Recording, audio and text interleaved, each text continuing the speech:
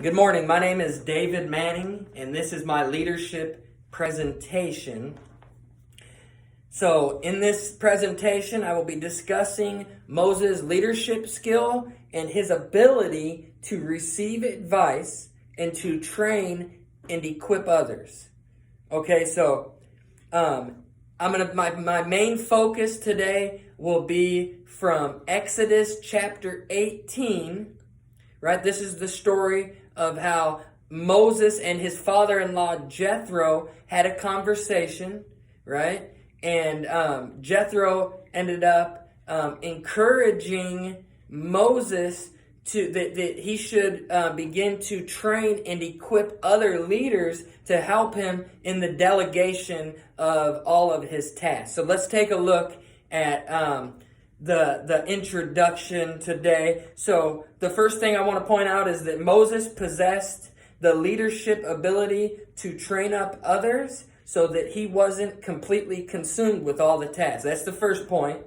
The second point is that in delegating tasks to others, Moses actually contributed to the development of the potential of those that he began to raise up and to equip and teach the things that he knew, all right? And ultimately, this is for the edification of the people of Israel.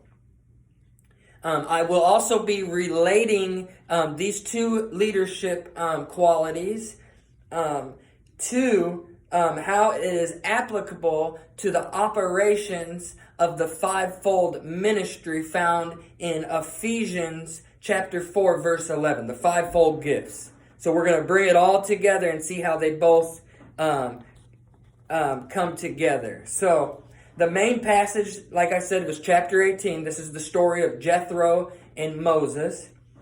So while Moses was visiting with his father, he proceeded to inform him of all the things that the Lord had done to Pharaoh and to the Egyptians for Israel's sake. Okay? And then they began to talk about all the great things that the Lord was doing. And Jethro was delighted to hear these things. It's probably because if they start doing good, then his wife and kids might be able to come back and live with Moses instead of living at home with dad, right? So, I'm just kidding. This is the story right here. So, the following day, after they had this conversation, Moses took his seat to serve as judge for the people. And Jethro saw all this stuff, all that Moses was doing by himself. And this is when he proceeded to ask Moses a question that is found in verse 14. It says, "What is this you are doing for the people? Why do you alone sit as judge while all these people stand around you from morning till evening?" Moses ended up answering Jethro, and he said that it was because the people come to Moses to seek God's will, and that they bring to Moses all the problems, and Moses actually decides who is right and wrong so that he can form them of proper counsel. So everybody came to Moses to delegate their problems. He's kind of like the Dr. Phil of the Pentateuch, right? So in verse 17, Moses' father-in-law replied that what he is doing is not good. He then states, "You and these people who come to you will only wear yourselves out, that the work is too heavy for you and you cannot handle it alone." He ended up telling Moses that he needed to teach other men and leaders the decrees and laws and show them the way to live and the duties that they are to perform. Jethro encouraged Moses to select capable men who fear God and who are trustworthy men who hate dishonest gain. He said to appoint them as officials and have them serve as judges over the people. And then it also states in there that he said, have the people bring the problems to these leaders, but the most serious problems they can still continue to bring to Moses. This chapter actually comes to an ending stating that Moses listened to his father-in-law and did everything he said. So Moses chose capable men from all Israel and made them leaders and officials over all the people. So the first key characteristic of a good leader that I want to point out today is that Moses listened to the advice of his father-in-law, right? I believe that this showed humility on the side of Moses, and accepting godly counsel really shows that we trust those who are around us, that we confide in, and things like that. So, a second leadership strategy displayed in this chapter is that Moses had the ability to build a team from the people in which you oversee, right? So he was able to build up a team. Right now I'd like to quote from Jim Bradford's book. He's the pastor of Central Assembly of God here in Springfield, Missouri. His book, it's called Lead So Others Can Follow. He actually discusses that effective ministry leaders learn the skills of team building. He states that getting people to work with us and with each other to advance the life and mission of the church. Remember, that's the main point. The life and mission of the church is at the heart of ministry.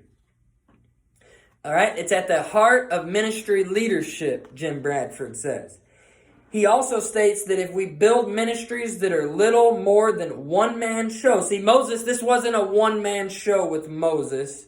That it confines to our own ministry capacities, and we've missed the Jesus way and have put a lid on the ministries we lead. I think that it's important for us to look at the life of Jesus, right? Jesus chose 12 disciples who he worked with closely. He taught them and counseled them each day that he was with them. Again, Jim Bradford quotes that in Jesus' ministry with his disciples, he implanted vision, he built character, and he taught his disciples skills, right? And going back to the story of Moses and Jethro, we see where it states that Moses built a team of godly men in which he shared his responsibilities with. Right? So he built a team by choosing men who had 4 special qualities. And I got this out of the ESV Fire Bible.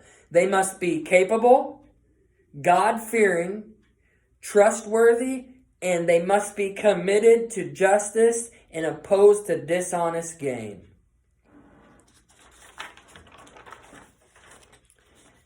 So in relating Moses' leadership ability to train and equip others to the 5-fold ministry gifts, we see that they are both for edification purposes, right? So the apostle, now this is found in Ephesians 4 verse, the 5-fold ministry, right? The apostle, prophet, evangelist, pastor, and teacher, right?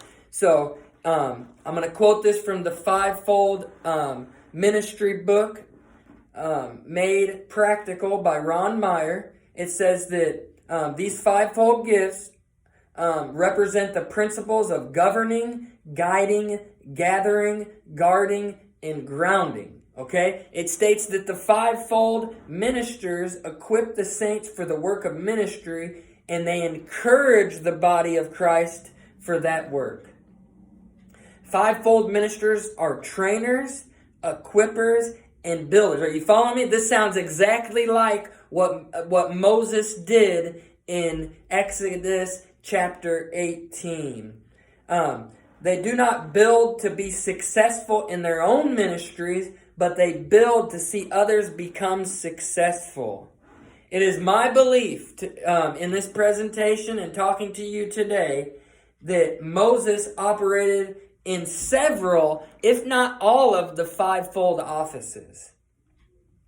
Right? The 5-fold office gifts are for the equipping and building up of the church. To operate in the 5-fold ministry, you must walk with integrity and be a strong leader. These key characteristics of the fivefold ministry resemble the life and leadership skills of Moses. In chapter 18 of Exodus, okay, I'm going to wrap it up right now and bring it all together. In chapter 18 of Exodus, we see a man, Moses, who is humble enough to accept leadership advice for himself.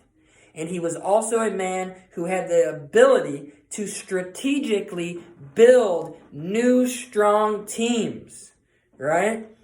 And Moses could see the potential in others, right? I believe with all my heart that Moses loved to see bringing the gifts out in the people around him. Moses loved the people of Israel.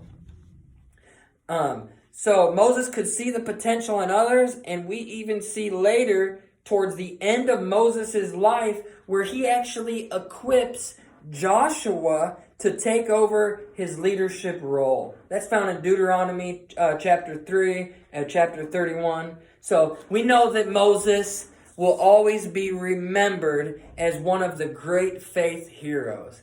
This was my leadership presentation on the life of Moses. Thank you very much, and God bless you.